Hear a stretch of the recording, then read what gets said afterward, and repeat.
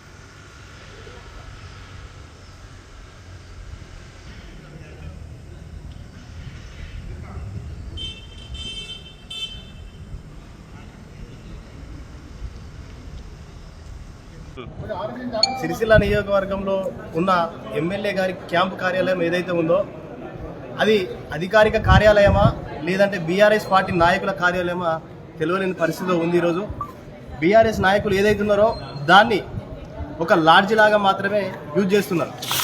Large లాగా use చేసుకుంటూ అందులో అసాంఘిక కార్యకలాపాలకు పాల్పడుతూ బీఆర్ఎస్ నాయకులు అలా యొక్క పార్టీ ఆఫీస్ అనుకుంటున్నారా లేదంటే ఎమ్మెల్యే క్యాంపు కార్యాలయం అనుకుంటున్నారా తెలియాల్సి ఉంది. దీనికి సంబంధించిన ఏదైతే ఫిర్యాదు ఈరోజు జిల్లా కలెక్టర్ గారికి ఫిర్యాదు చేయడం జరిగింది. దాని మీద మేడం గారు సానుకూలంగా స్పందించారు. దీని మీద చర్య తీసుకుంటామని చెప్పారు.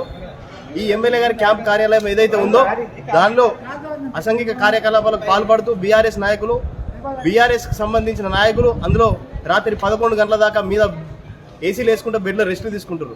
ఆ యొక్క అధికారిక కార్యాలయాన్ని ఏదైతే అధికారిక కార్యాలయం ఉందో అది గవర్నమెంట్ జిల్లా కలెక్టర్ గారు దాని మీద చొరవ తీసుకొని అధికారిక కార్యాలయాన్ని నియోజకవర్గ ప్రజలకు అంకితం చేయాలి. నియోజకవర్గ ప్రజలకు అంకితం చేసి బీఆర్ఎస్ కబంధ హస్తాల నుంచి తొలగించాలని గౌరవ కలెక్టర్ గారికి ఫిర్యాదు చేయడం జరిగింది. దీనిలో భాగంగా అందులో పనిచేస్తున్న ఒక వ్యక్తి ఎవరైతే ఉన్నారో ఆయన డిప్యుటేషన్లు వచ్చిండా లేదంటే పార్టీ నాయకుడా తెలియాల్సి ఉంది. దయచేసి దీని మీద కలెక్టర్ గారు స్పందించి దానిలో కరెక్ట్ వివరణ ఇవ్వాలని మేము కోరుకుంటున్నాం.